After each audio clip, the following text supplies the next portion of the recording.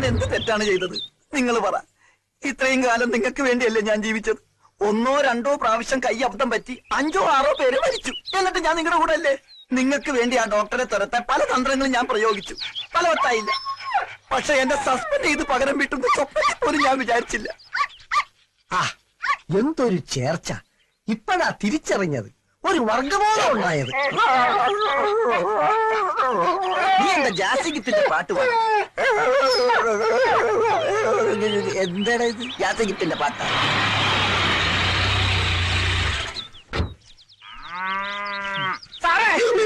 എന്തോ ആ കാല് എന്തിന് കാല് പിടിച്ച് പാപ്പ് പറയാനാ? മനുഷ്യരോട് ടെൻഷൻ അടിച്ച് അടുക്കുമ്പോൾ അയാളുടെ ഓടോ മാറി. സാറേ, കാക്ക വിളിച്ചാൽ കൊക്കാകൂല, കമ്പൗണ്ടർ വിളിച്ചാൽ ഡോക്ടർ ആകൂല. എനിക്കറിയാം. തന്റെ വേദാന്തം ഒന്നും എനിക്ക് കേൾക്കണ്ട. തന്നെ കൊണ്ട് സഹി കേട്ടിട്ട് ഞാൻ ഇങ്ങനെ ഒരു തീരുമാനം എടുത്ത് അതിൽ മാറ്റമില്ല. ഇവന്റെ ജോലി പോയപ്പോ മൃഗങ്ങൾ പോലും ഇവനെ മൈൻഡ് ചെയ്യാതിരുന്നപ്പോഴേ എനിക്ക് തോന്നി. സാറേ, ഞാൻ എവിടെ വേണമെങ്കിലും ആണയിടാം. ഇന്നു മുതൽ എല്ലാ മൃഗങ്ങളും എന്റെ ബ്രദേഴ്സ് ആൻഡ് സിസ്റ്റേഴ്സ് ആണ്. ഉത്തരവാദിത്ത ബോധമുള്ള നല്ലൊരു കമ്പൗണ്ടർ ഞാൻ ജീവിച്ചോളാം. ഇത് സത്യം. ചന്ദ്രപ്പൻ അച്ഛനാ സത്യത്തിൽ. എന്റെ അച്ഛനെ പിടിച്ച് സത്യം ചെയ്യുന്നുണ്ട്. എന്റെ അപ്പം മരിച്ചോയില്ലടാ. എന്തോ ഇതിനെ കുത്തിവെക്കാൻ കൊണ്ടുവന്നതാ. എന്റെ ഈ അമ്മണിക്കുട്ടി പ്രസവിക്കുന്നത് ഒരു ഓസ്ട്രേലിയൻ പശുക്കുഞ്ഞിനെ തന്നെ ആവണം. അത് നടക്കില്ല. എന്റെ കയ്യിലൊരു നാടൻ ഇരിക്കുമ്പോ നിനക്ക് ഫോറും തന്നെ വേണമല്ലടി.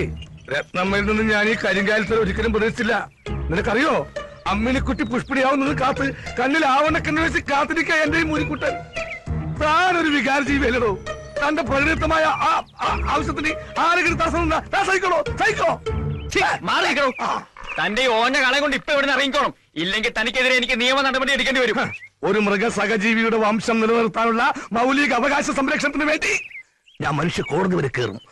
സമരമുറയിലൂടെ ഞാൻ നേടിയെടുക്കും. മൃഗങ്ങളുടെ വംശം നിലനിർത്താനുള്ള ഡിസ്ക്വാളിഫൈ. നാടൻ കൊണ്ട് നാട് നന്നാക്കുക, വിദേശ ബീജത്തെ ഒറ്റപ്പെടുത്തുക, വിദേശ ബീജം സുഹൃത്തുക്കളെ, മൃഗങ്ങളുടെ അവകാശത്തിന് വേണ്ടി മാത്രമല്ല, ഡോക്ടറായിരുന്ന പാവം സുശീലൻ എന്ന മൃഗപാലകനെ കമ്പൗണ്ടറാക്കി തരം താഴ്ത്തിയ ഈ കാടൻ നിയമത്തിനെതിരെയും ഞാൻ പ്രതികരിച്ചിരിക്കും. വേണ്ട വേണ്ട വേണ്ട, എനിക്ക് ഡോക്ടർ ആവണ്ട. എനിക്ക് കമ്പൗണ്ടർ ആയാൽ മതി. വേലുവേലിന്റെ വേല നോക്ക്. ഡോക്ടർ വാ, MLA വീട് വരെ ഒന്ന് പോണം. ഞാൻ പറഞ്ഞ ഉണ്ടാക്കിയാ മതി.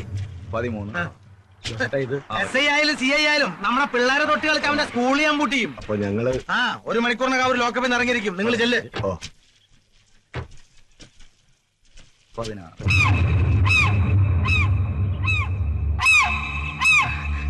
ഞാൻ ഗൗതം, ഇവിടുത്തെ മൃഗ ഡോക്ടറാ. സാറ് കാണണോന്ന് പറഞ്ഞു. പറഞ്ഞു. അവളവിടെ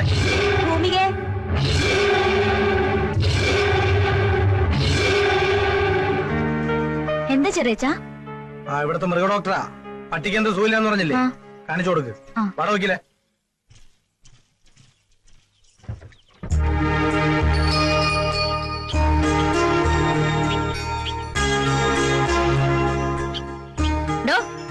ഇയാള് പക്ഷി ഗവേഷണത്തിന് വന്നതാ? പട്ടിയെ പരിശോധിച്ച് വേഗം സ്ഥലം വിടാൻ നോക്കണോ? ആ പക്ഷിയെ നോക്ക്.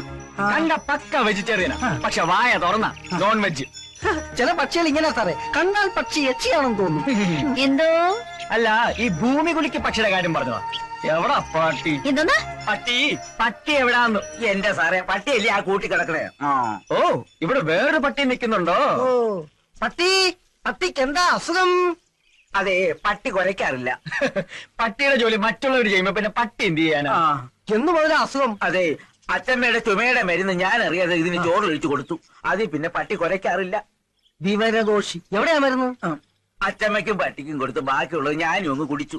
അത് പിന്നെ കുരച്ചാ പോലും പട്ടിയുടെ ശബ്ദം കറക്റ്റായി. എന്നാ പിന്നെ കൂട്ടിലോട്ട് കയറിക്കോ, ഇതിന് സ്ഥലമുണ്ടല്ലോ. പട്ടി കൊരച്ചല്ല, ആളെ തിരിച്ചറിഞ്ഞോണ്ടാ. ഓ, വിളിച്ചു വരുത്തി കളിയാക്കിയതാ അല്ലേ? അതെ. തൊഴുത്തിലോട്ട് വരാൻ പറഞ്ഞു അച്ഛമ്മ. ഏതായാലും വന്നതല്ലേ, ഒരു പശുക്കുട്ടിക്ക് മൂക്ക് കയറി കെട്ടാനുണ്ട്. വാ ഡോക്ടറെ. മൂക്ക് കയറോ? അതൊന്നും എന്റെ പ്രൊഫഷന് പെട്ടതല്ല. എടോ ചന്ദ്രപ്പ. എന്തിനാ ചന്ദ്രപ്പൻ? അച്ഛമ്മ അത് കൊച്ചു കിടാവാ. ഈ ഡോക്ടർ തന്നെ കെട്ടിയാലേ ശരിയാവൂ.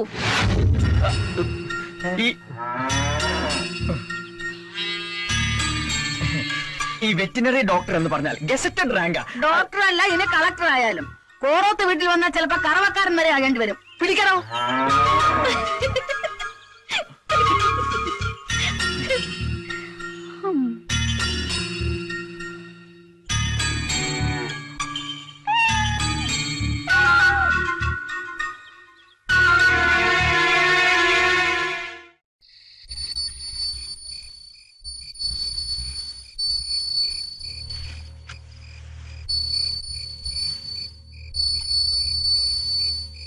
ചേച്ചി കേട്ടില്ലേ ഒരു മണിശബ്ദം? ആ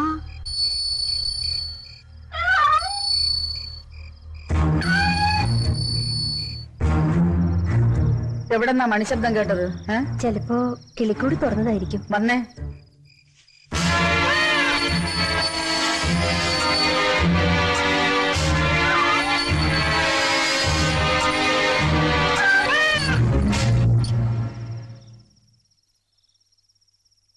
മോള് കേട്ടോ ഒരു മണികിലുക്കം?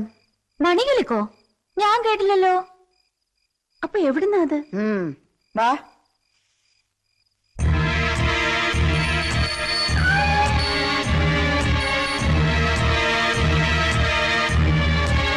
നിന്റെ മനസ്സിലൊന്നുമില്ലെങ്കിൽ നീ എന്തിനാ പേടിക്കുന്നേ? ഇനിയാളെ കാണുമ്പോ മിണ്ടാനും വഴക്കിടാനും ഒന്നും പോണ്ട. പൂച്ചയുടെ കഴുത്തിൽ മണി കെട്ടുക എന്താണ് ഉദ്ദേശിക്കുന്നത്? അയാളെ കൊണ്ട് നിന്റെ പശുക്കിടാവിനെ നീ മൂക്കേറി കെട്ടിച്ചു. അതിനയാള് മധുരമായി പ്രതികാരം ചെയ്തതാവും.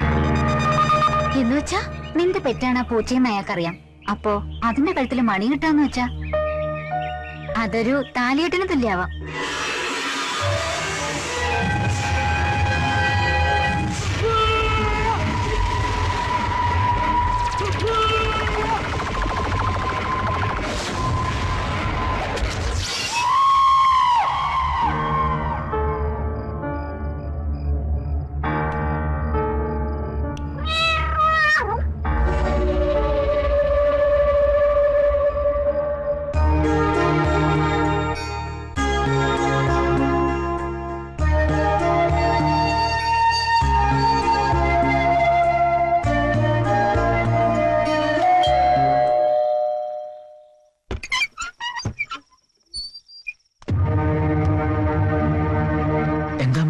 വീടിന് പുറത്തിറങ്ങരുതെന്നാ മൂത്ത മോന്റെ കൽപ്പന.